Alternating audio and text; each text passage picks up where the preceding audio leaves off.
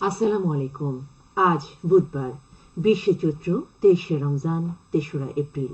বাংলাদেশ বেতার সিলেট সংবাদ পড়ছি আফিফা আফরিন মিথুন। সচেতনতার স্বীকৃতি মূল্যায়ন শুধু বেঁচে থাকা থেকে সমৃদ্ধির পথে যাত্রা, এই প্রতিপাদ্যকে সামনে রেখে গতকাল সারা দেশের মতো সিলেটেও পালিত হয়েছে বিশ্ব অটিজম সচেতনতা দিবস। অটিজম বিষয়ে সামাজিক সচেতনতা সৃষ্টি ও তাদের অধিকার প্রতিষ্ঠায় প্রতি বছর দিবসটি পালিত হয়। দিবসটি উপলক্ষে রাষ্ট্রপতি মোহাম্মদ শাহাবুদ্দিন ও প্রধানমন্ত্রী শেখ হাসিনা পৃথক বাণী দিয়েছেন। দিবসটি উপলক্ষে সিলেটে আয়োজন করা হয় নানা কর্মসূচি। গতকাল দুপুরে কালেক্টরেটে অনুষ্ঠিত আলোচনা সভায় প্রধান অতিথি ছিলেন সিটি মেয়র আনোয়ারুজ্জামান চৌধুরী। সভাপতিত্ব করেন জেলা প্রশাসক শেখ রাসেল হাসান। জেলা প্রশাসন ও সমাজসেবা অধিদপ্তর যৌথভাবে এর আয়োজন করে। মৌলভীবাজারে দিবসটি উপলক্ষে র্যালি, আলোচনা সভা, হুইল চেয়ার ও আর্থিক অনুদান চেক বিতরণ করা হয়েছে। গতকাল সকালে কালেক্টরেট থেকে বের করা হয় সচেতনতামূলক র্যালি এবং পরে অনুষ্ঠিত হয় আলোচনা সভা। এতে প্রধান অতিথি ছিলেন সংসদ সদস্য জিল্লুর রহমান। জেলা প্রশাসক ড উর্মি বিনতে সালামের সভাপতিত্বে বিশেষ অতিথি ছিলেন civil surgeon doctor Chowdhury Jalaluddin Morshed ও পৌর মেয়র ফজলুর রহমান। পরে 115 জন প্রতিবন্ধী শিশুর প্রত্যেককে এককালীন 5,000 টাকার চেক ও 17 জন প্রতিবন্ধী শিশুর প্রত্যেককে একটি করে হুইল চেয়ার দেওয়া হয়। প্রশাসন ও সমাজসেবা অধিদপ্তরের ঊর্ধ্বতন কর্মকর্তা, জনপ্রতিনিধি সহ বিভিন্ন শ্রেণী ও পেশার লোক এ সময় উপস্থিত ছিলেন। জেলা প্রশাসন ও জেলা সমাজসেবা অধিদপ্তর যৌথভাবে এর আয়োজন করে। চলতি বছরের উচ্চ মাধ্যমিক ও সমমানের পরীক্ষা শুরু হবে আগামী 30শে জুন। বাংলা প্রথম পত্র দিয়ে লিখিত পরীক্ষা শুরু হয়ে চলবে 11ই আগস্ট পর্যন্ত। ব্যবহারিক পরীক্ষা 12ই আগস্ট থেকে শুরু হয়ে চলবে 21শে আগস্ট পর্যন্ত। আন্তঃশিক্ষা বোর্ড পরীক্ষা নিয়ন্ত্রক কমিটির আহ্বায়ক অধ্যাপক আবুল বাশার স্বাক্ষরিত এক বিজ্ঞপ্তিতে গতকাল পরীক্ষার রুটিন প্রকাশ করা হয়েছে। পূর্ব ঘোষণা অনুযায়ী চলতি বছরের উচ্চ মাধ্যমিক ও সমমানের পরীক্ষাও পুনর্বিন্যাসকৃত সিলেবাসে অনুষ্ঠিত হবে। আগামী 16ই এপ্রিল থেকে শুরু হবে উচ্চ মাধ্যমিক ও সমমানের পরীক্ষার ফরম পূরণ কার্যক্রম। এই প্রক্রিয়া চলবে 25শে এপ্রিল পর্যন্ত। বিলম্ব ফি ছাড়া 28শে এপ্রিল পর্যন্ত এই টাকা জমা দেওয়া হবে। 29শে এপ্রিল থেকে 2রা মে পর্যন্ত 100 টাকা বিলম্ব ফি দিয়ে ফরম পূরণ করতে হবে। কেন্দ্র ফি বাবদ প্রতি পরীক্ষার্থীকে 450 টাকা ও ব্যবহারিক পরীক্ষার ফি বাবদ পত্র প্রতি 25 টাকা দিতে হবে। অন্যদিকে ব্যবহারিক উত্তরপত্র মূল্যায়ন ফি নির্ধারণ করা হয়েছে 20 টাকা।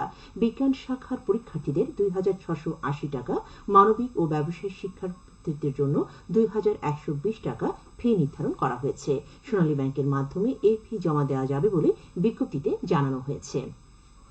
পবিত্র ঈদ উল ফিতর উপলক্ষে মৌলভীবাজারের শ্রীমঙ্গল সদর ইউনিয়ন পরিষদ ও রাজঘাট ইউনিয়ন পরিষদে প্রধানমন্ত্রীর পক্ষ থেকে অসহায়, গরিব ও দুস্থ পরিবারের মাঝে 10 কেজি ভিজিএফ এর চাল বিতরণ করা হয়েছে।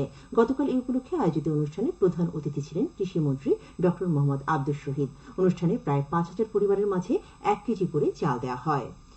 সরকারি জাকাত ফান্ড থেকে অসচ্ছল লোকদের মাঝে জাকাতের চেক বিতরণ করা হয়েছে গতকাল হবিগঞ্জে।